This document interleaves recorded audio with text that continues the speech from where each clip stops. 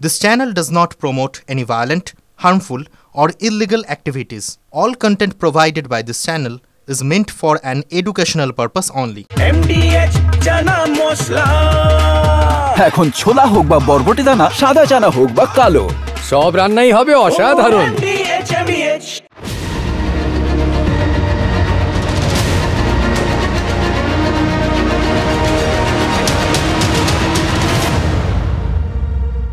আজকে তো চাল আনছে, ওখানে চাল দেওয়া হলো আপনার ছেলেকে। হ্যাঁ আসুক, তাহলে পেট পুরে খেতে পাবেন না আজকে? হ্যাঁ পেট পুরে খেতে পাবো। কি পারে মুখটা দেখলেন? একটা কথা আছে না, দের আয় পর দ্রস্ত আয়, বেটার লেট দ্যান নেভার। না হওয়ার থেকে দেরিতে হওয়া ভালো। সত্যি কি তাই? সবই তো হলো, কিন্তু অনেক দেরিতে হওয়ায় একটা লোকের ভাত বাড়তে হলো না, কারণ সে আর কোনো দিন খাবে না। আজ অনেক দিন পর কল্পনা দাস মোদক ভাত খেয়েছেন, কারণ তাদের বন্ধ হয়ে যাওয়া ওই রেশন ফের চালু হয়েছে। রাজ্য সরকার রেশন চালু করেছে, রেশন কার্ড দিয়ে দিয়েছে, কিন্তু ওই যে বললেন লাস্ট কথাটা কল্পনা দাস মোদক, কি কপাল রে! কেন বললেন জানেন? কারণ এটা যদি কয়েক দিন আগে হতো তাহলে হয়তো বৈদ্যনাথ দাস মোদককে এইভাবে খিদে পেটে নিয়ে মারা যেতে হতো না। নিশ্চিতভাবেই ওই আফসোসটাই কুড়ে কুড়ে খাচ্ছে কল্পনা দাস মোদককে। ভাবছেন তো, আর কটা দিন আগে যদি সরকারের মনটা একটু নরম হতো তাহলে তার স্বামী বৈদ্যনাথ দাস মোদক একটু গরম ভাতের গন্ধ পেতেন। দেখুন, বাঁকুড়ার বৈদ্যনাথ দাস মোদক একজন হতভাগ্য মানুষ। যেদিন তার পাড়ায় সমাধান নিয়ে সরকারি কর্তারা পৌঁছলেন, ঠিক তার আগের দিনই ভদ্রলোক মারা গেলেন। এর থেকে দুর্ভাগ্য আর কিছু হয়? যে মানুষটা প্রায় বছর 3 ধরে কখনো অনাহার কখনো অর্ধাহারে দিন কাটাচ্ছিলেন, মানে এটাই তার আত্মীয় স্বজন পাড়া প্রতিবেশীরা বলেছেন। যে লোকটার আধার কার্ড ছিল না বলে রেশন কার্ডটাই বাতিল হয়ে গেছিল, সেই লোকটা যদি আর কয়েক ঘন্টা ওই না খেতে পাওয়ার কষ্টটা চেপে রাখতে পারতেন না, আরেকটু জুঝতে পারতেন, তাহলে নিশ্চয়ই পাড়ার ওই সমাধানের ক্যাম্প থেকে তার সমস্যারও সমাধান হতো। এই বিশ্বাসটা আমাদের ছিল। যেদিন খবর পেয়েছিলাম যে তিনি মারা গেছেন, সেদিন আপনাদের সঙ্গে এই বিশ্বাসের কথাই শেয়ার করেছিলাম। আজ খবর পেলাম আমরা যা ভেবেছিলাম ঠিক তাই হয়েছে। না খেতে পেয়ে যিনি মারা গেলেন, সেই বৈদ্যনাথ দাস মোদকের পরিবারের জন্য রেশন কার্ডের ব্যবস্থা হয়েছে। হ্যাঁ, বৈদ্যনাথের পরিবারের কারোরই আধার কার্ড ছিল না, এখনও নেই। তা সত্ত্বেও খাদ্য দপ্তরের তরফে বিশেষ ব্যবস্থা করে রেশন কার্ড ইস্যু হয়েছে। অর্থাৎ নিয়ম থাকলেও সেই নিয়মের ব্যতিক্রম ঘটিয়ে মানুষের জন্য যে সরকার চাইলে কাজ করতে পারে, এটাই বৈদ্যনাথ দাস মোদকের পরিবারের ক্ষেত্রেই প্রমাণ। আফসোস একটাই, সবটাই হচ্ছে কিন্তু দেরিতে, ওই বৈদ্যনাথ দাস মোদক মারা যাওয়ার পরে। আর তাই জন্যেই প্রশ্নটা বারবার কুড়ে কুড়ে খাচ্ছে, জানেন তো, ঠিক কতটা প্রাণ গেলে তবে ওই নিয়মের ব্যতিক্রম করে মানুষের জন্য কাজ করার কথাটা সরকারের মনে হয়। সাইকেলের ক্যারিয়ারে চাপিয়ে রেশন নিয়ে এলেন সোমনাথ, কিন্তু বড্ড দেরিতে, বাবা মারা যাওয়ার পর। বাঁকুড়ার কুমিথ্যা গ্রাম, এই গ্রামেই এক নামকা ওয়াস্তে ঘরে থাকতেন বৈদ্যনাথ দাস মোদক তাঁর স্ত্রী কল্পনার সঙ্গে। পাশেই আলাদা ঘরে সস্ত্রীক থাকেন ঠিকা শ্রমিক ছেলে সোমনাথ দাস মোদক। প্রায় পঙ্গু বৈদ্যনাথের কাজকর্ম ছিল না, আধার কার্ড ছিল না, রেশন কার্ডও ছিল না, ফলে খাবার দাবার ছিল না, কিন্তু খিদে ছিল। খিদে সহ্য করতে করতে একদিন বৈদ্যনাথ মারা গেলেন। খবর হলো আমার স্বামী অনাহারে মারা গেল। তারপর দুয়ারে ছুটে গেল সরকার, পৌঁছে গেল ত্রাণ, ফের চালু হলো রেশন। ভিডিও এসেছিল, জামা কাপড়, তিরপল, চাল এসব দিয়ে গেছে। আজকে ওই চাল পেলাম, রেশন অ্যাক্টিভেট হয়েছে। হ্যাঁ, যে আধার কার্ড না থাকার নিয়ম দেখিয়ে রেশন কার্ড বাতিল হয়েছিল, সেই আধার কার্ড না থাকা সত্ত্বেও নিয়মের ফাঁক গলে চালু হলো রেশন। জানাজানির পরে খাদ্য দপ্তর থেকে ওর আধার কার্ড নাই। ভূমিকা হচ্ছে যে প্রত্যেকটা মানে একদম বুথ লেভেল যে মানুষ আছে তাদের ন্যূনতম সমস্যাগুলোকে ব্লক প্রশাসন বা জেলা প্রশাসনকে জানানো, একটা কমিউনিকেশন গ্যাপ হয়েছে। যাই হোক, যে কোনো কারণেই হোক, আমরা খবর পাওয়া মাত্রই আমরা সেই পরিবারের পাশে দাঁড়িয়েছি। রেশন এবং বিভিন্ন প্রকল্প রাজ্য সরকারের মাধ্যমেই সমস্ত গরিব মানুষের কাছে পৌঁছয়। আজ এই রাজ্য সরকারের কারণেই বৈদ্যনাথ দাস মোদক কুমিদ্দার সে মারা গেল। অনেকদিন পর উনুনে হাঁড়ি চাপল, হাঁড়ি থেকে উঠলে উঠল ফ্যান, গরম ভাতের গন্ধ পেলেন কল্পনা দাস মোদক। স্বামীহারা বৃদ্ধার একটাই আফসোস, সরকার সব করল কিন্তু বড্ড দেরিতে। আর চাল পেয়েছে, ভাত হবে। কতদিন ভাত হয়নি বাড়িতে? অনেক দিন হয়নি বাবা। কল্পনা তাকিয়ে থাকেন, খিদে পেটে ভাতের স্বপ্ন দেখেন, উনুন জ্বালান, ভাতের হাঁড়ি চাপান। কল্পনায় ভারতবর্ষ শুনতে পায়, নিভন্ত এই চুল্লিতে মা একটু আগুন দে, আর একটু কাল বেঁচেই থাকি বাঁচার আনন্দে। নতুন নতুন পায়রাগুলি খাঁচাতে বন্দি, দু এক মুঠো ভাত পেলে তা ওরাতে মন্দি। এই তো আমাদের ভারতবর্ষ, আপনার আমার ভারতবর্ষ। এই ভারতবাসী অপেক্ষায় থাকেন আর বিশ্বাস রাখেন সরকারের ঘরে দের হ্যায় পর অন্ধের নেই। একদিন না একদিন সরকার ঠিক কাছে এসে পৌঁছবে। শুধু ওই সরকারের প্রায়োরিটি লিস্টে মানে কার পরে কি করবে, একটা সরকারের তো একটা তালিকা থাকে, কাকে বেশি গুরুত্ব দেবে, তার তুলনায় কম, তার তুলনায় কম। সেই লিস্টে কখন তার নামটা একটু সামনে আসবে তার জন্য অপেক্ষা করে। দেখছিলাম, আমার মনে হচ্ছিল কি জানেন তো, বৈদ্যনাথ দাস মোদক নিজের জীবন দিয়ে তাহার পরিবারের নামটা ওই সরকারের প্রায়োরিটি লিস্টের একদম ওপরে নিয়ে গেলেন। এই জন্যই তার পরিবার রেশন পেল।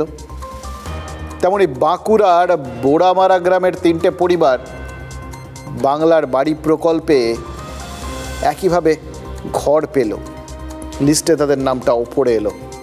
কখন জানেন? যখন তাদের কোলের সন্তানরা দেওয়াল চাপা পড়ে মারা গেল।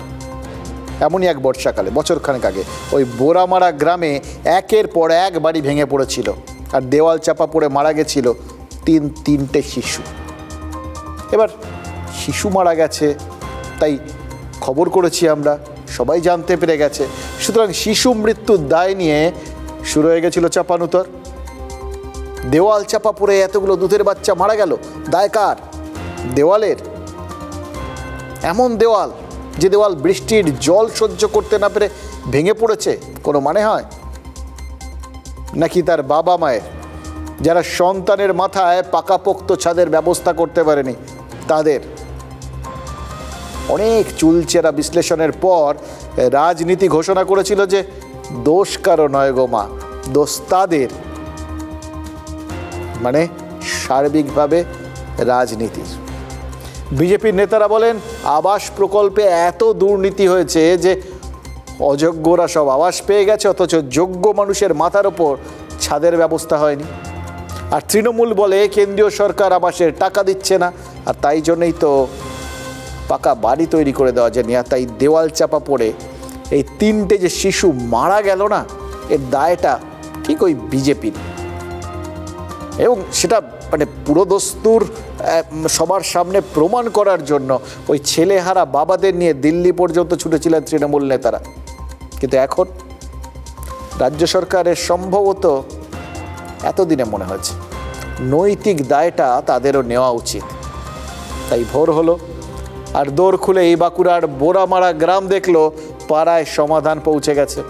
ভিত খোঁড়াখুড়ি হচ্ছে, ইট গাঁথাও এবার শুরু হয়ে গেল। সরকারি কর্তারা গ্রামে দাঁড়িয়ে ওই সন্তানহীন পরিবারগুলোকে বাংলার বাড়ি প্রকল্পে বাড়ি পাইয়ে দিয়েছে। খুব ভালো। কিন্তু একটা জিনিস তারা প্রমাণ করে দিয়েছে, একটা বাড়ি পেতে গেলে অনেক কিছু স্যাক্রিফাইস করতে হয়, ত্যাগ করতে হয়। এই সহজে তো সরকারি জিনিস পাওয়া যায় না, কারণ ওই প্রায়োরিটি লিস্ট ওটার উপরে উঠতে হবে না। আমরা ওই লুডো খেলার সময় দান দিলে ওই মাঝখানে যদি একটা মই পেয়ে যাই, চোঁ করে ওপরে চলে যাই, ঠিক সেরকম ওরকম দান পড়তে হবে, জানেন তো, যাতে আপনি ওই সিঁড়ির গোড়ায় গিয়ে পৌঁছন, তাহলেই মই বেয়ে ওপরে উঠে আসবেন। ওই 3টে শিশু মারা না গেলে বোড়ামারা গ্রামের ওই 3টে পরিবার হয়তো এতদিনও ওই সরকারের ওই প্রায়োরিটি লিস্টে, অগ্রাধিকারের তালিকায় মই খুঁজে পেত না। এটা পরিষ্কারভাবে বুঝতে পারলাম, জানেন তো, কারণ যে পরিবারগুলো আজ সরকারি বাড়ি পেল, তাদের পাড়াতেই তাদের এমন অনেক প্রতিবেশী আছেন যাদের বাড়ির অবস্থাও ওর থেকেও হয়তো বেশি খারাপ। তাদের দেওয়ালও যখন তখন ভেঙে পড়তে পারে, হয়তো সরকার ওয়েট করছে। সেই জন্যই সরকারের ওই অগ্রাধিকার তালিকায় তাদের এখনো জায়গা হয়নি, তাই আপাতত বাড়ি জোটেনি। জুটবে পরে হয়তো, আগে দেওয়ালটা ভাঙুক। দেখুন, আপনারা ভাবতেই পারেন যে এটা কেন হয়। এর দুটো কারণ হতে পারে। এক, সরকারের কাছে হয়তো ঠিকঠাক খবর পৌঁছয়নি, সরকার হয়তো জানতেই পারেনি আরও কিছু পরিবারের সাহায্য প্রয়োজন, আর তাই হয়তো সরকারের ওই অগ্রাধিকার লিস্টে, প্রায়োরিটি লিস্টে এদের নামটা ওঠেনি। আর নয়তো দ্বিতীয় কারণ থাকতে পারে, সেটা কি, সরকারকে ওই চোখে আঙুল দিয়ে না দেখালে সরকার হয়তো দেখতে পায় না। আমরা সাধারণ মানুষ তো, আমরা যেভাবে দেখি, আমাদের চোখ তো ওই ঠুলি পড়া চোখ, এক বজ্ঞা একদিকে দেখতে পাই। সরকারকে ভাবি আমরা দিব্য দৃষ্টি সম্পন্ন, সব দেখতে পায়, আমাদের অভাব, ব্যথা, বেদনা সব কিছু। আসলে সরকারেরও চোখে ঠুলি পড়ানো, তারাও যে শুধু ভোট ছাড়া আর কিছু দেখতে পায় না, এইটা আমরা বুঝতে পারি না। আমরা বৈদ্যনাথ দাস মোদকের পরিবারের কথা চোখে আঙুল দিয়ে দেখিয়েছিলাম, তারপর তারা রেশন পেলেন। 3টি বাচ্চা মরে সরকারকে চোখে আঙুল দিয়ে দেখা নয়, তাদের পরিবার বাড়ি পেল। অতএব চোখে আঙুল দিয়ে আরও কয়েকটা ঘটনা সরকারকে দেখানো দরকার। টেস্ট কেস, বুঝলেন তো? দেখাবো, দেখিয়ে অপেক্ষা করব এ সরকার সত্যি সত্যি দেখতে পায় কিনা। যদি দেখতে পায় তাহলে নিশ্চিত হয়ে যাব দেখানোর একটা কায়দা আছে। সেই কায়দাটা যতক্ষণ না হচ্ছে, সেই কায়দা মতো দেখাতে না পারলে সরকারের পক্ষে দেখাটা সম্ভব নয়। বেরসিক বৃষ্টিতে একটু একটু করে দুর্বল হয়েছিল মাটির দেওয়াল। তারপর সেই খুনে দেওয়াল ভেঙে পড়েছিল 3টে ছোট্ট ছোট্ট বাচ্চার গায়ে। বেচারা শিশুরা কিছু বুঝে ওঠার আগে ছো মেরে ছিনিয়ে নিয়ে গিয়েছিল মৃত্যু। মায়ের কোল, বাবার আদর, খেলনাবাটি ফেলে রেখে মৃত্যুর মুখে পড়া শিশুরা কি দেখছে তাদের পাকা বাড়ি হচ্ছে? বাঁকুড়ার বিষ্ণুপুরের বোড়ামারা গ্রামে এখন পাকা বাড়ি তৈরি হচ্ছে। রাজ্যের আনুকূল্যে ঘর পাচ্ছে সন্তানহারা পরিবার। 1 বছর আগে ছেলে হারানো বাবারা বলছেন, সরকার সেই এলো, কিন্তু দেরি হয়ে গেল। এই ঘর যদি আমরা সত্যি বলছি আগে পেয়ে যেতাম, তাহলে আমাদের এই দুর্ঘটনা ঘটতো না। 1 বছর আগের কথা। শনিতে সন্তান হারানো জয়দেব রবিতে তৃণমূলের সঙ্গী হয়ে গিয়েছিলেন দিল্লি। চোখের জল শুকোনোর আগে ছেলেহারা বাপ বুঝেছিলেন ছেলে মরে তাদের দর বাড়িয়ে গেছে। বোড়ামারা বুঝেছিল রাজনীতির বোর্ডে, তারা এখন বোড়ে। 1 বছর পর বোড়ামারা বুঝছে রাজনীতির কাছ থেকে কিছু পেতে গেলে কিছু হারাতে হয়। জয়দেবের মতো হতভাগ্য মানুষ ছেলে হারিয়েছিলেন, বাড়ি পেয়েছেন, কিন্তু তার প্রতিবেশী পরিবার, যাদের মাথায় দেওয়াল ভেঙে পড়েনি এখনো পর্যন্ত, তাদের ঘর যতই দুর্বল হোক সরকারের নজর কাটতে পারেনি। বাড়ি পেয়েছেন? না, কি অবস্থা থাকেন? ভয়ে থাকি, প্রচুর ভয়। বর্ষার দিনে মানে থাকতে পারিনি ঘরে। কেন? ভয়ে। দুর্ঘটনা ঘটেছিল একটা গ্রামে, তাই ফিসফাস। ঘটনা না ঘটলে কি সরকারের টনক নড়বে না? অভিষেক বন্দ্যোপাধ্যায় তাদেরকে নিয়ে দিল্লি গিয়েছিল গ্রাম উন্নয়ন দপ্তরে দরবার করতে, যে মানুষের আবাস যোজনার টাকা এবং 100 দিনের কাজের টাকা দেওয়া হোক, কিন্তু তারা কর্ণপাত করেনি। তারা সেই অসহায় সন্তানহারা বাবাদের উপরেও লাঠিচার্জ করে কিন্তু দিল্লি থেকে তারা তাড়িয়েছিল। আজকে যারা পঞ্চায়েতে রয়েছে, তৃণমূলের নেতা রয়েছে, পঞ্চায়েত সমিতিতে রয়েছে, তারা যদি চুরি না করতো তাহলে কেন্দ্রীয় সরকারের বাড়িগুলো পেত। দলবাজি হচ্ছে এমন, যেখানে দুর্নীতি করা যাবে, যেখানে টাকা পাওয়া যাবে, সেইটা ছাড়া কোনো নজর নেই অ্যাকচুয়ালি যারা এসব এখন চালাচ্ছে। বাঁকুড়া একা নয়, হুগলিও জানে সরকারের নজর সবসময় সব জায়গায় পৌঁছয় না। তাই কামারপুকুরের ভক্তিপদ গড়াই সারাদিন বসে থাকেন দুমুঠো ভাতের জন্য। ভক্তিপদর আধার কার্ড নেই, ভোটার কার্ড নেই, রেশন কার্ডও নেই। নেই আর নেই এ ভরা ভক্তিপদর জন্য এখনো পর্যন্ত সরকারি অনুকম্পাও নেই। ভাসে বই পদে দুয়ারে ঘুমোয়, তারপরে জমি ওরা দোকান খুলে পালিয়ে এলো এখানকার চাল পান না ভক্তিপদর পাড়ায় সমাধান কবে পৌঁছবে? ভিডিওর কানে এই সহায় সম্বলহীন খবর পৌঁছে দিয়েছে TV9 বাংলা। চোখে পড়ার পর প্রশাসন বলছে কিছু একটা করবে, কিন্তু মালদার হরিশ্চন্দ্রপুরের দুজন মানুষ বলছেন অনেক সময় প্রশাসন নাকি দেখেও দেখে না। হরিশ্চন্দ্রপুরের রবিয়াল গ্রামের বাসিন্দা কলিমুদ্দিন তাঁর স্ত্রীকে নিয়ে গিয়েছিলেন পাড়ায় সমাধান ক্যাম্পে। বলেছিলেন লক্ষ্মীর ভাণ্ডার থেকে বার্ধক্য ভাতা তারা কিছুই পান না, এমনকি রেশনও নাকি মেলে না। 15 বছর ধরে কমসে কম আমার বাড়িও পড়ে গেছে, বৃষ্টিতে বাড়ি পড়ে গেছে, আর ওই ভাঙা বাড়িতেই আছি। আপনারা গিয়ে দেখেন যে আমার অবস্থা কি আছে। ভিডিওর কাছে আসলাম, আসে বলছি যে স্যার আমার বাড়িটা করে দেন। ভিডিও বলছে যে না, আমি যদি সবারও ভোট করে দিতাম এখানে, তাহলে তো আপনারও না করে দিতাম। কলিমুদ্দিনদের পাড়ায় আমার পাড়া আমার সমাধানের ক্যাম্প আবার মডেল হিসেবে স্বীকৃতি পেয়েছে। সেই মডেল ক্যাম্পে ভিডিওর হাতে পায়ে ধরেছিলেন বৃদ্ধ দম্পতি। বলেছিলেন ঘরে বিশেষভাবে সক্ষম ছেলে, দেখার কেউ নেই, করারও কেউ নেই। সরকার না দেখলে কে দেখবে?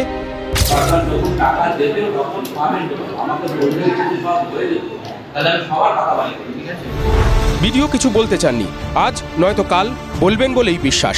পাড়ায় যখন সমাধান পৌঁছেছে তখন একদিন না একদিন কলিমুদ্দিনদের দুয়ারেও সরকার পৌঁছবে, অন্তত চোখে আঙুল দিয়ে দেখানোর পর তো বটেই। এই দেখুন, আজ না হলেও কাল, কাল না হলেও পরশু হরিশ্চন্দ্রপুরের ওই কলিমুদ্দিনের পরিবার তারা নিশ্চয়ই সরকারি সাহায্য পাবে। এটা হয়তো ভাবছে, এটাকে বলে বিশ্বাস। আর কে না জানে মানুষের ওপর বিশ্বাস হারানো পাপ, প্রশাসনই বলুন বা সরকারি বলুন। আসল তো মানুষ।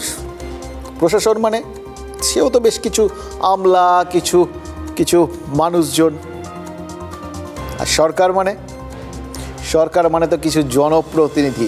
এরাই তো সরকারের আসলে চোখ, কান, মুখ। এবার মুখটা সবসময় চালু থাকে, কিন্তু চোখ আর কান ঠিকঠাকভাবে কাজ করে কিনা এটা আমরা জানি না। কিন্তু এরা কিন্তু সবসময় ব্যস্ত থাকে, জনপ্রতিনিধিরা সব সময় খুব ব্যস্ত, এটা আমরা জানি। আর জানি যে দলেরই লোক হন না কেন, ভোটের সময় ছাড়া তাকে কাছের বা কাজের মানুষ ভাবার সুযোগ আমরা জনতা পাই না।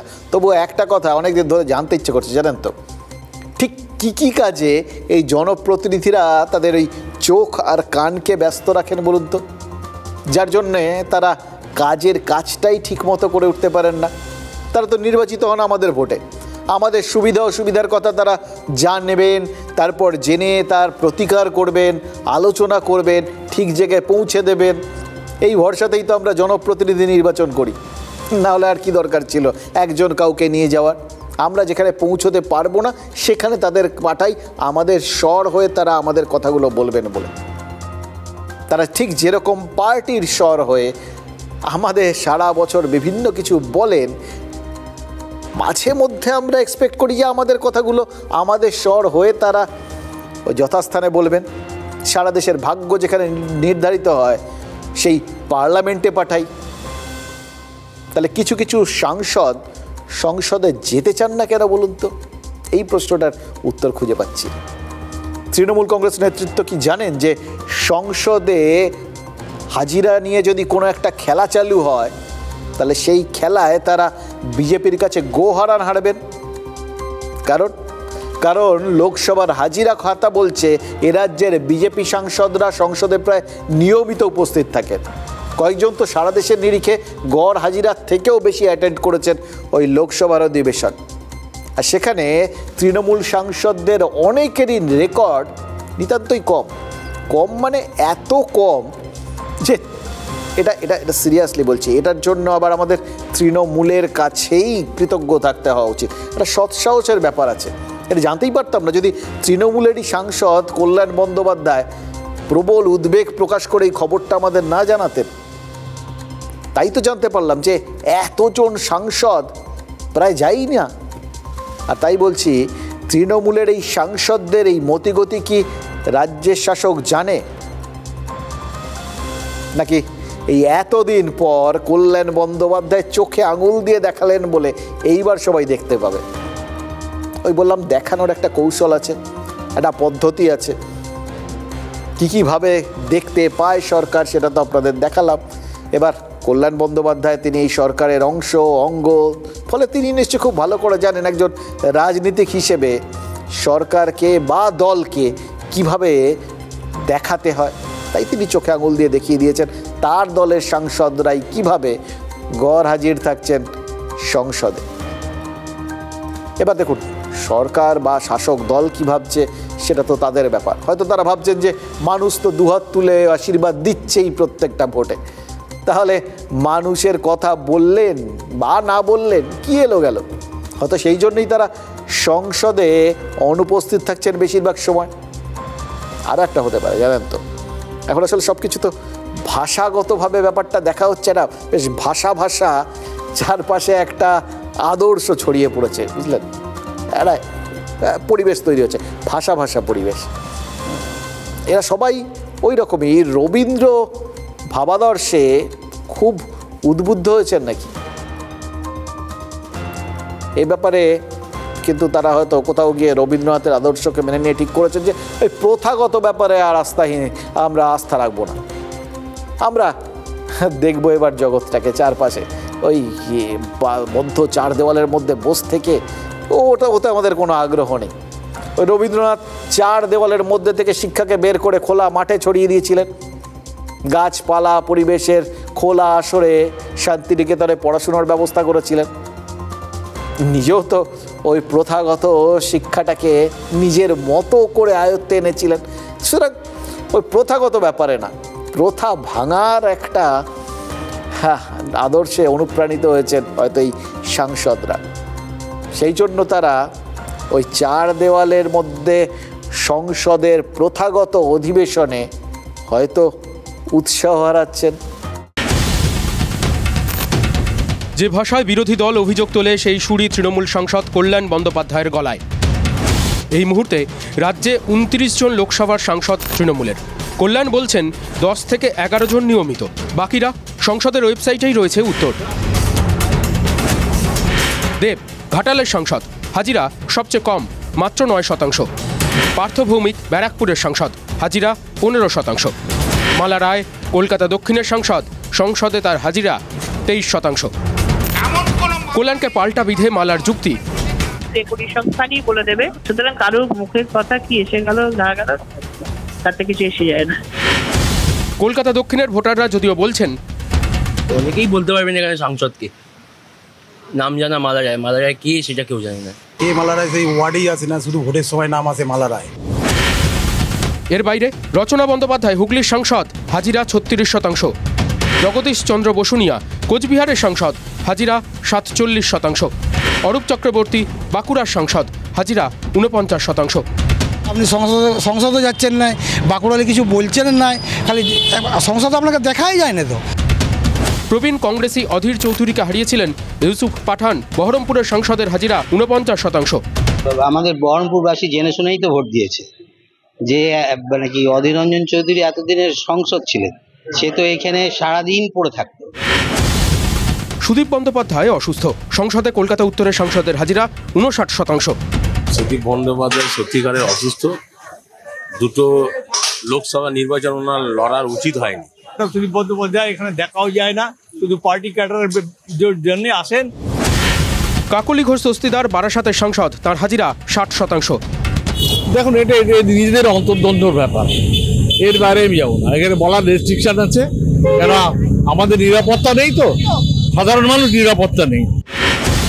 মোটের ওপর এই হলো শাসক দল তৃণমূলের সাংসদদের হাজিরা। জনতার দেওয়া করের টাকাতেই সাংসদদের ভোগ বিলাস, বেতন ভাতা, হাজারো সুযোগ সুবিধা। কি পান তারা?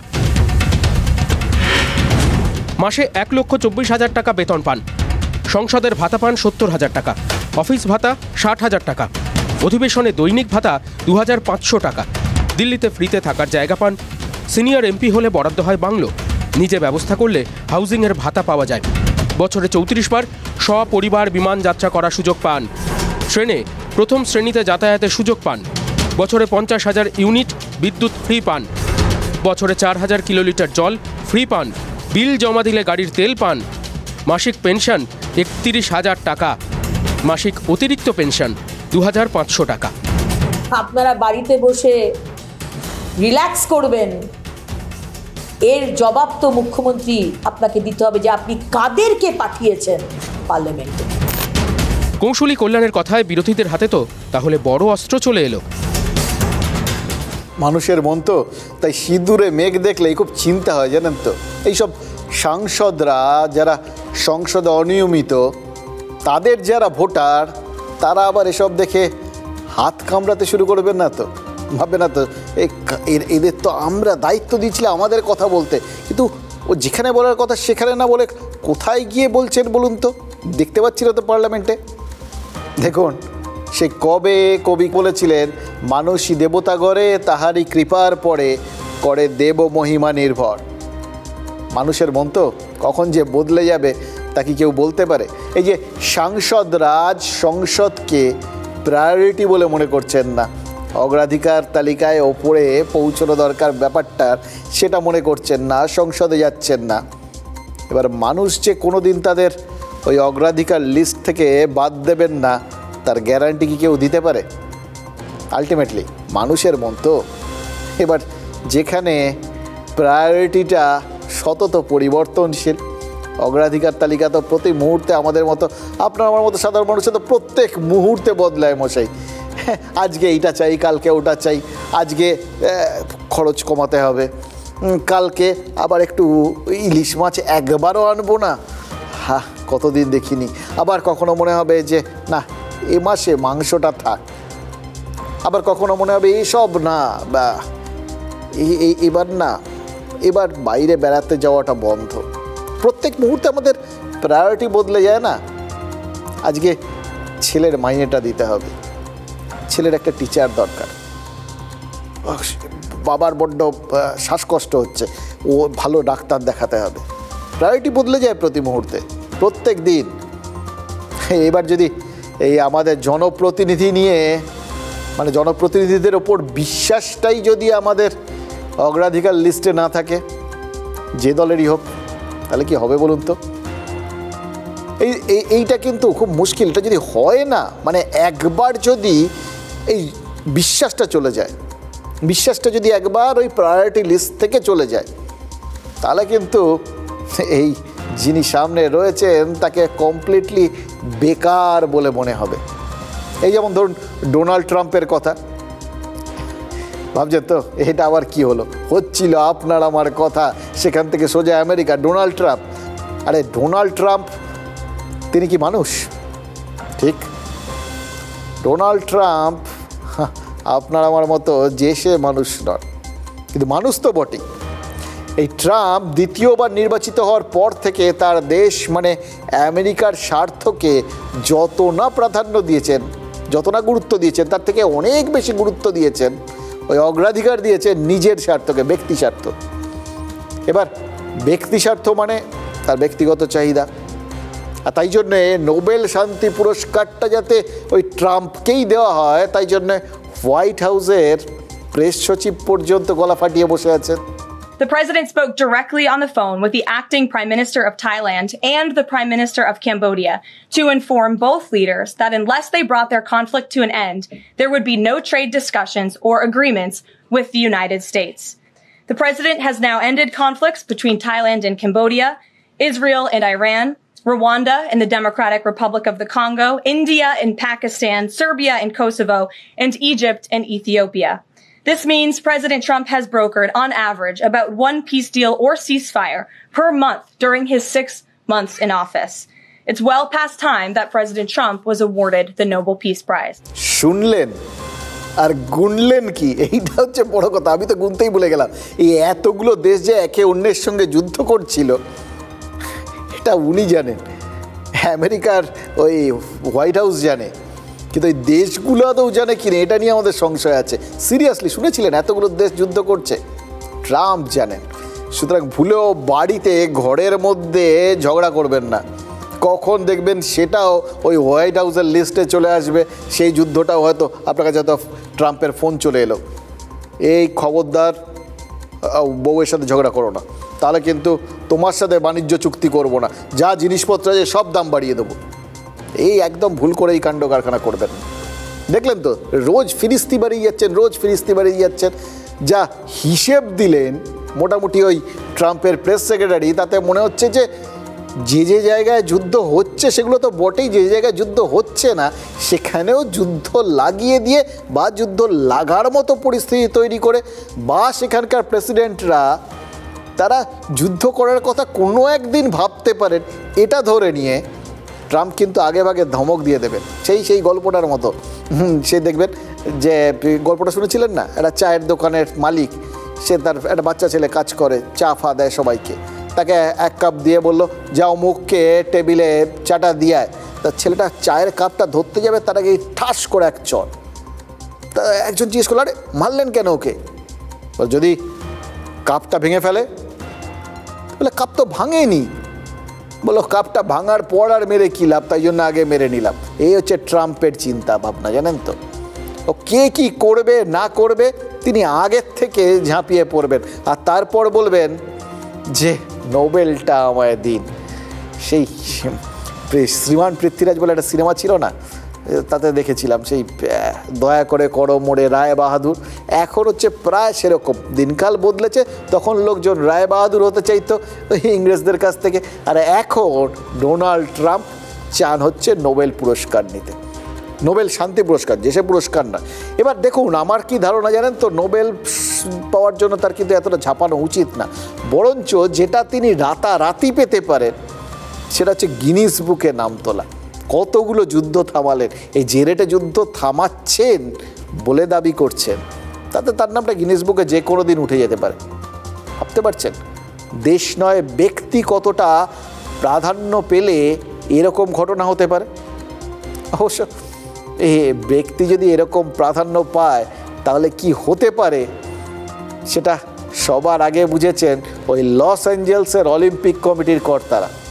2028 সালে লস অ্যাঞ্জেলসে অলিম্পিক হবে জানেন তো। এবার তার আগে তারা কি করেছেন জানেন? হ্যাঁ, ট্রাম্পের গলায় অলিম্পিকের সোনা, রূপো, ব্রোঞ্জ সব পদক ঝুলিয়ে দিয়েছেন। অলিম্পিক কমিটির চেয়ারম্যানের মাথায় কি ছিল জানি না, অনেক কিছু থাকতে পারে। হয়তো ভেবেছেন যে এবার কবে না উনি বলে বসেন যে ওই 28-এর অলিম্পিকের সোনা আমাকে দিতে হবে, তাই জন্য আর রিস্ক নেননি।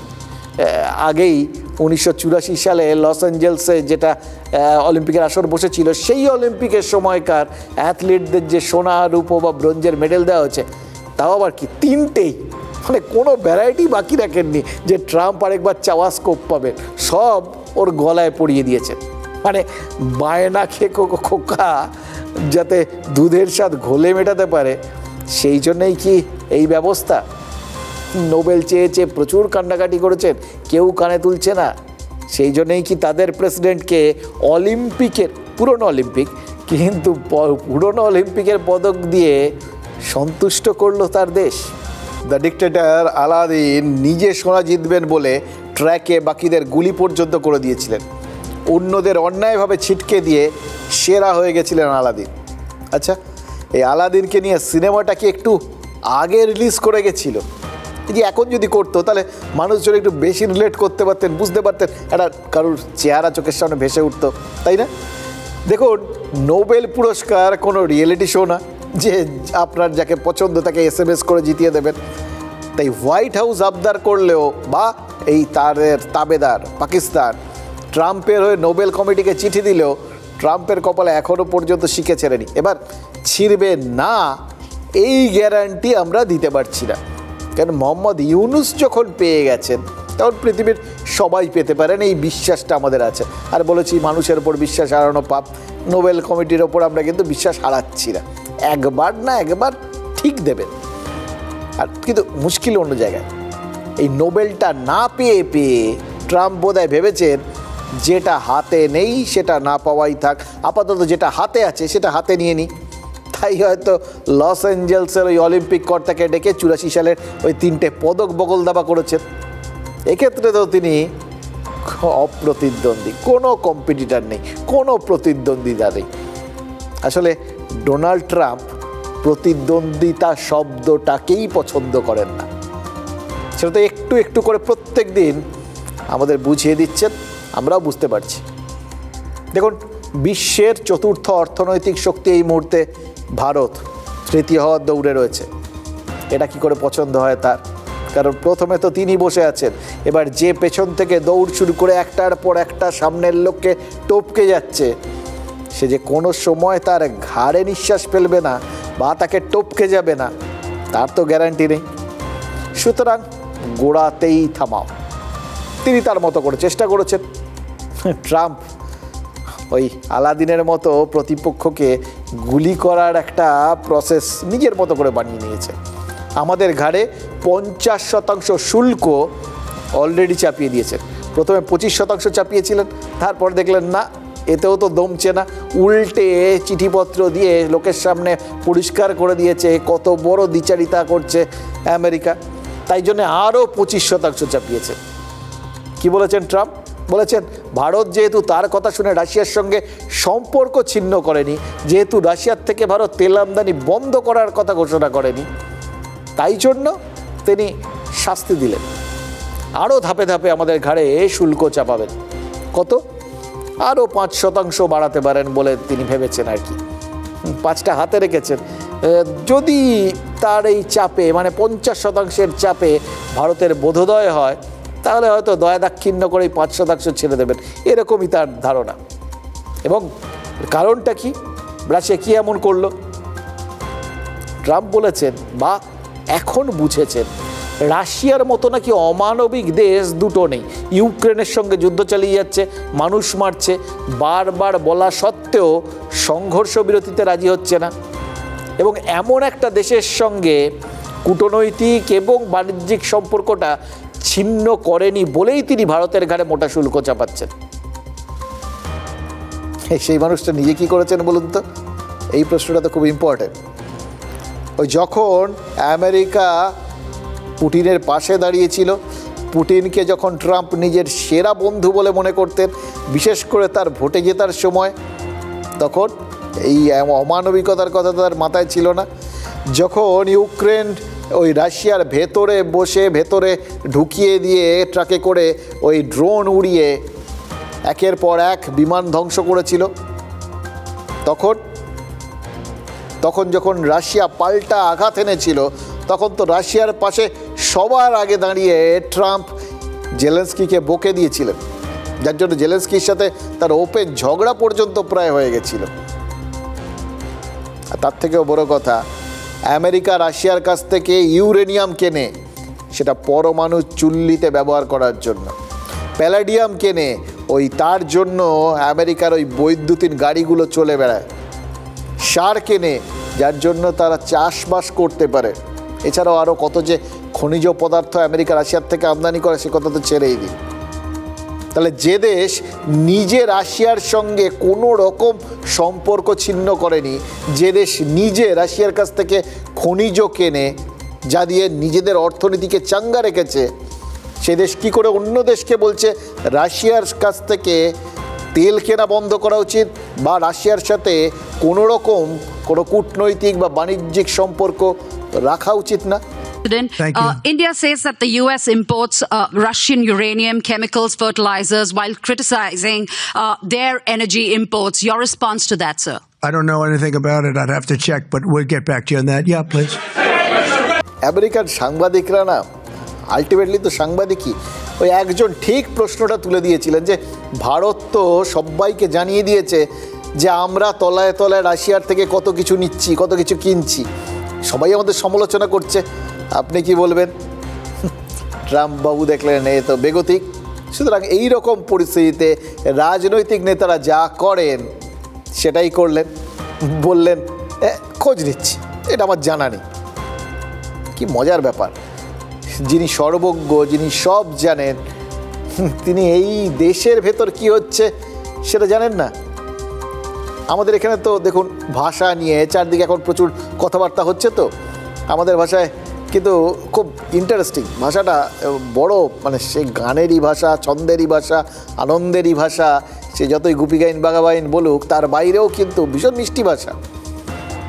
আমাদের ভাষায় একটা কথা আছে, আপনি আচরি ধর্ম পরেরে শিখাও। এই কথাটা কোন দিন না তাদের কোনো সাংবাদিক তর্জমা করে ট্রাম্পের কানে তুলে দেন। কারণ আমেরিকান প্রেসিডেন্ট শোনা কথায় যে খুব বিশ্বাস করেন সেটা তো বুঝতে পারছি, আমরা কথায় কথায় খালি ওই সোশ্যাল মিডিয়া ইউনিভার্সিটির সমালোচনা করি, কিন্তু ট্রাম্প যখন সেখানগুলোতে মোটামুটি বিশ্বাস করেই বসেন শোনা কথায় আর কি, তখন তো সেগুলোর কদর বেড়ে যায়। ওই শোনা কথা ইউনিভার্সিটির একদম কৃতি ছাত্র হচ্ছেন ট্রাম্প। কদিন আগেই বললেন না, তিনি শুনেছেন ভারত নাকি রাশিয়ার কাছ থেকে তেল কেনা বন্ধ করে দিয়েছে, আর তারপর এখন তিনি শুনছেন, এটাও শোনা কথা, যে ভারত তেল কেনা বন্ধ করছে না। সুতরাং তিনি স্যাংশন করে দিলেন, এতগুলো শুল্ক চাপিয়ে দিলেন ভারতের ওপর। এখন বলছেন তার দেশ যে রাশিয়ার কাছ থেকে এত কিছু কেনে, এত খনিজ সম্পদ আমদানি করে, তার দেশের সঙ্গে যে এই পরিমাণ বাণিজ্যিক সম্পর্ক রয়েছে, তার কথায় কোট অ্যান্ড কোট ওই অমানবিক রাশিয়ার, সেটা তিনি জানেন না। যে লোকটা অন্য দেশের হাঁড়ির খবর রাখে, তিনি নিজের দেশের খবরই যদি না রাখেন, তাহলে তো ধরে নিতে হবে তার অগ্রাধিকার লিস্টে, প্রায়োরিটি লিস্টে তার দেশ কোথাও নেই।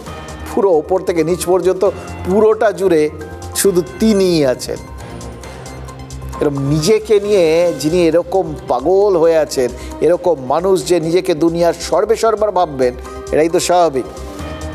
আজ ভারতের ঘাড়ে চাপানো শুল্ক ওই বাড়িয়ে 50% করার সঙ্গে সঙ্গেই আমেরিকার প্রেসিডেন্ট ঘোষণা করেছেন এটা নাকি আমাদের শাস্তি। ওই বললাম রাশিয়ার কাছ থেকে তেল আমদানি করায় আমরা শাস্তি পাচ্ছি, শুল্ক দ্বিগুণ।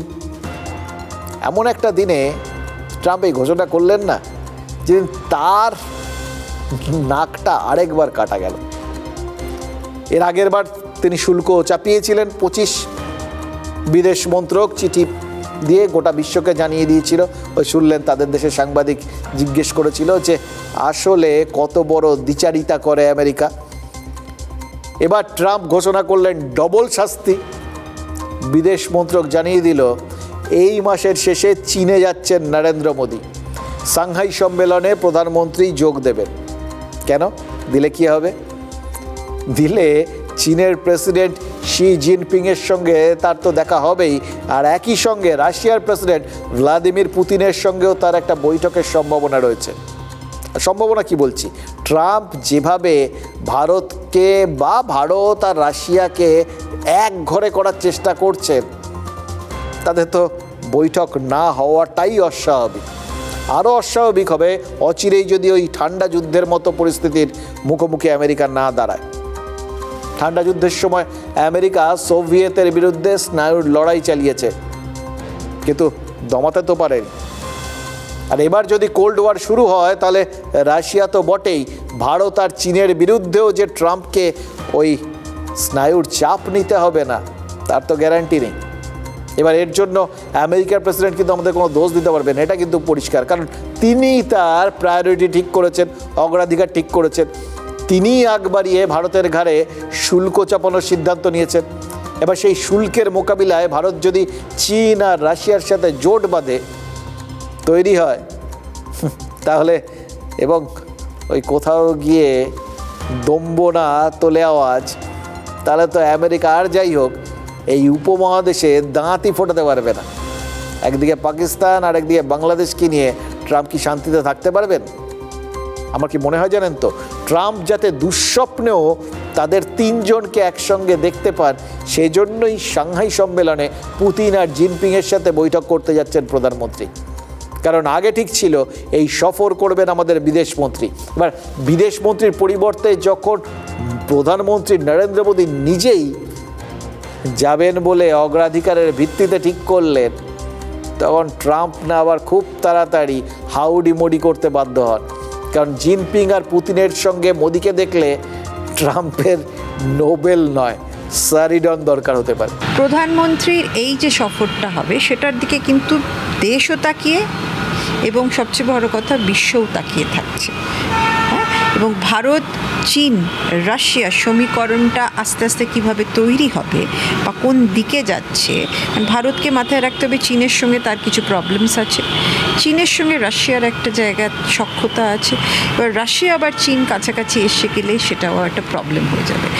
আমার মনে হয় দক্ষতার সঙ্গে মাননীয় প্রধানমন্ত্রী এবং তাঁর টিমকে এই সফরে ম্যাক্সিমাম ডিভিডেন্ড আদায় করার চেষ্টা করতে হবে। দেখুন, প্রধানমন্ত্রী চীনে যাচ্ছেন 31শে আগস্ট, আর দমদমে আসছেন 20শে আগস্ট। এখন পর্যন্ত যা ঠিক আছে, তাতে আগস্টের 20 তারিখ দমদমে সভা করবেন প্রধানমন্ত্রী।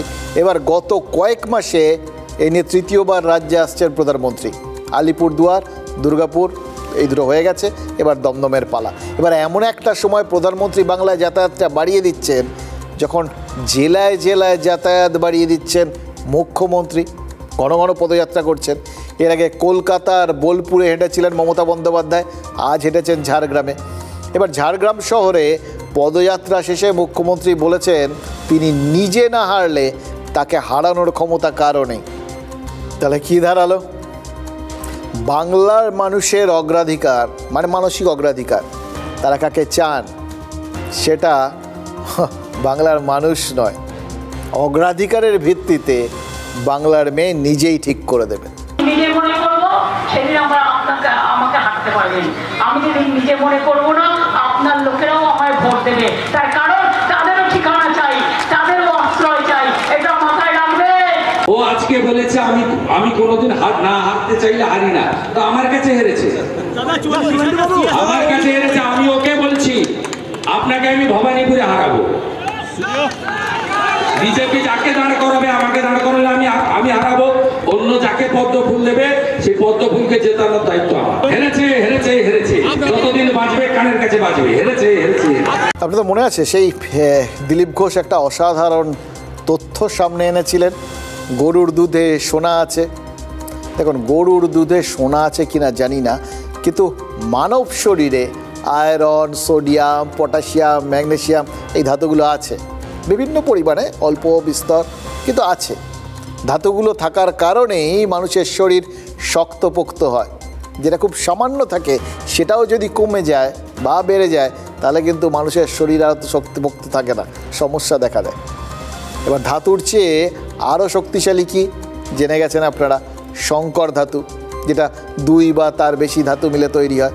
এবার আমাদের সবার শরীরে ধাতু রয়েছে, কিন্তু উপাচার্য, কলকাতা ইউনিভার্সিটির উপাচার্য শান্তা দত্তের শরীরে ঠিক কী রয়েছে? ধাতুর পাশাপাশি বোধহয় সংকর ধাতুও রয়েছে। নইলে এত চাপের পরেও তিনি অনড় থাকছেন কীভাবে বলুন তো? শুধু কি চাপ, একবারে সাঁড়াশি চাপ। একদিকে শাসকের প্রেশার, অন্যদিকে সরকারের ফরমান, তবুও তাকে এক চুল টলানো যাচ্ছে না।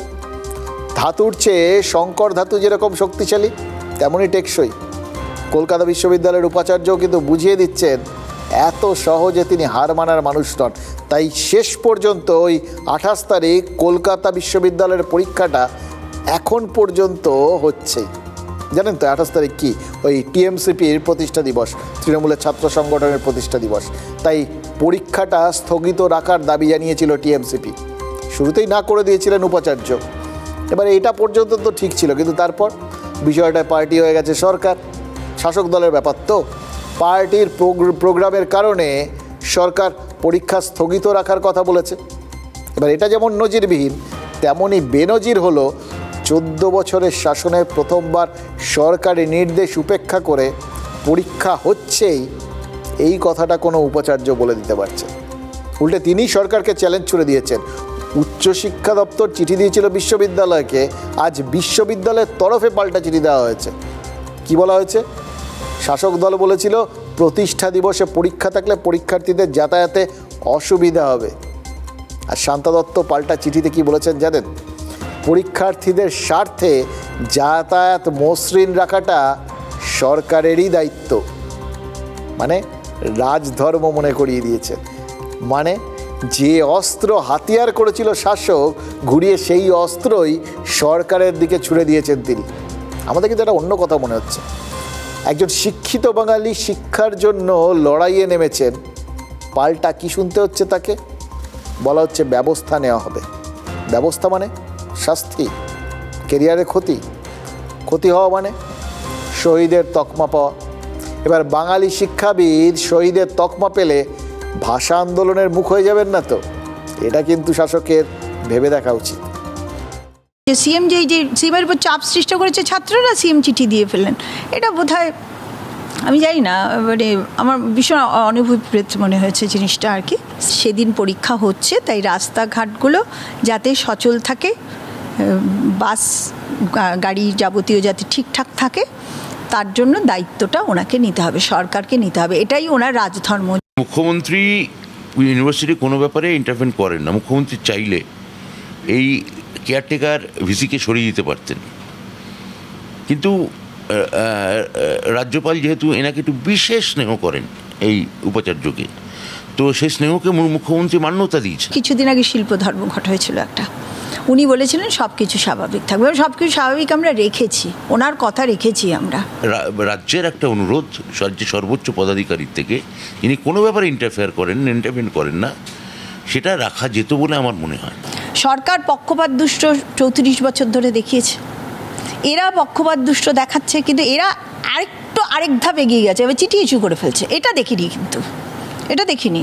আমি তো প্রথম দিন থেকেই প্রিয়পাত্রী নই। তো ঠিক আছে, কিছুটা মগের মুলুক চলছে, এর ব্যবস্থা আমি এখানে আপনাকে গণমাধ্যমকে বলবো না, কি নেব শীঘ্রই আপনারা জানতে পারবেন। ওই যে আমার ওই শিক্ষাগত যোগ্যতা নিয়ে কারা কারা সব ঘেউ ঘেউ করছে, আছে কি নেই শিক্ষাগত। আমি কিন্তু কলকাতা বিশ্ববিদ্যালয়ের বর্তমানে বেঁচে আছি এমন একজন ব্যক্তি যার বাড়িতে 6টা মেডেল আছে ইউনিভার্সিটির। এই এত মেডেল নিয়ে কিন্তু আমাকে সরকার সেই বাম জমানাতে হাইকোর্টে যেতে হয়েছিল একটা ইন্টারভিউর দাবিতে। এই ঘর থেকে আমাকে কুকুরের মতো তাড়িয়ে দেওয়া হয়েছিল, সেটা বাম জমানা ছিল। সুতরাং ইতিহাস, হিস্ট্রি রিপিটস ইটসেলফ। এখন এরা আবার পেছনে লেগেছে, কারণ কি ওরা সব পার্টি ইয়েস ম্যান চায়। কি কথাটা বলে ফেললেন বলুন তো। এবার কেন বললেন আপনারা ভাবুন। শিক্ষামন্ত্রী ব্রাত্য বসু তিনিও তার জায়গা থেকে যেটা বলার সেটা বললেন। একটা কথা অন্তত স্বীকার করলেন যে বাংলায় মগের মুলুক চলছে। এবার সেই মগের মুলুক কলকাতা বিশ্ববিদ্যালয়ে চলছে নাকি খড়দহে চলছে নাকি গোটা বাংলা জুড়ে, তা নিয়ে একটু সংশয় আছে। ওই খড়দহে অস্ত্রের একটা ডিপার্টমেন্টাল স্টোর পাওয়া গেছে, আপনারা জানেন। একটা ছাতের তলায় অত্যাধুনিক রাইফেল থেকে হরেক কিসিমের কার্তুজ, তা আবার হোমমেড নয়, সব একেবারে ফ্যাক্টরি মেড, মানে 3 তলা মল, পুরোটাই অস্ত্র। আর তদন্তে উঠে আসছে বিস্ফোরক সব তথ্য। কি জানা যাচ্ছে জানেন? অন্তত 15 বছর ধরে এই অস্ত্রের ব্যবসা করছেন মধুসূদন মুখোপাধ্যায়। মানে বাঙালি শিল্পপতি বলতেই পারেন, ধাতুর বদলে এটাও শঙ্কর ধাতু হতে পারে। শক্তিশালী আর টেকসই বিজনেস। যে পরিমাণ অস্ত্র মিলেছে সেটা রাশিয়া ইউক্রেন যুদ্ধে সাপ্লাই হলেও অবাক হওয়ার কিছু নেই। পৃথিবীর শক্তিশালী অস্ত্র লবিও এর মধ্যে হয়তো দেখা যাবে জুড়ে রয়েছে। এবং শোনা যাচ্ছে যে স্কুটির সিটের তলায় আর বাইকের ডিকিতে করে অস্ত্র আনতেন মধুসূদন। আচ্ছা, একটা কথা বলুন তো, জনবহুল একটা এলাকায় এক ব্যক্তি দিনের পর দিন বাইকে করে অস্ত্র আনা নেওয়া করলেন, কেউ টের পেল না? চেকিং সব কি ওই আমজনতার জন্য? শোনা যাচ্ছে মধুসূদন নিজেকে লালবাজারের অবসরপ্রাপ্ত পুলিশ কর্তা হিসেবে পরিচয় দিতেন। মানে কি পরিমাণ করিতকর্মা লোক ভাবুন তো। আরেকটা ইন্টারেস্টিং পার্টও আছে। জেরায় মধুসূদন জানিয়েছেন যে 26-এর বিধানসভার পর অস্ত্র ব্যবসার থেকে রিটায়ার করতেন। মানে 26 পর্যন্ত তিনি এই কাজটা চালাবেন বলে ঠিক করেছিলেন। তার কি মনে হচ্ছিল যে 26-এর বিধানসভার সময় ওই পর্যন্ত অস্ত্রের চাহিদা একদম তুঙ্গে উঠবে, বাজার একদম গরম, তাহলে তাতে যা লাভ হবে তাতেই বাকি জীবনটা আরামে চলে যাবে ভেবেই কি ব্যবসা বন্ধ করবেন ভেবেছিলেন? আরও একটা শুনেছি, হোম ডেলিভারি সিস্টেম ছিল। ডেলিভারি বয়, কাস্টমার, এদের তো এখন খোঁজ চালাচ্ছে পুলিশ। কিন্তু গতকালই মুর্শিদাবাদে নওদায় অস্ত্র আর কার্তুজ সহ 3 জনকে ধরেছে। এদের মধ্যে একজন আবার তৃণমূলের স্থানীয় নেতা। মানে সব নামটামগুলো জুড়ে যাচ্ছে। আজ খড়দার পাশে টিটাগড়ে পাকড়া হয়েছে বিট্টু পণ্ডিত নামে একজন, এটাও অস্ত্র কেস। এবার এই বিট্টু পণ্ডিত নাকি স্থানীয় তৃণমূল কর্মী। এবার এরা মধুসূদনের সাম্রাজ্যের ডালপালা কিনা সেটাও তো এখন পুলিশ খতিয়ে দেখছে। সেটা বড় কথা না, বড় কথা হচ্ছে যে এতদিন ধরে একটা ব্যবসা খাড়া করেছেন, সার্ভিস সেন্টার পর্যন্ত খুলে ফেলেছেন। মানে একদম পুরো দস্তুর 360 ডিগ্রি একটা সার্ভিস দেন ভদ্রলোক এতদিন ধরে। এসব কেউ জানতো না। আমরা যখন সবে সাংবাদিকতা এসেছিলাম না, তখন আমাদের একটা কথা বলা হয়েছিল, একটা কথা যদি একজন জানেন তাহলে সেটা জানা মুশকিল, কিন্তু একজনের বদলে দ্বিতীয়জন যদি এই কথাটা জেনে যান কোনো একটা খবর, তাহলে সেই খবরটা না পাওয়াটা একজন সাংবাদিকের কাছে ক্রাইম। এই কথাটা কিন্তু পুলিশ প্রশাসনের জন্যও খাটে।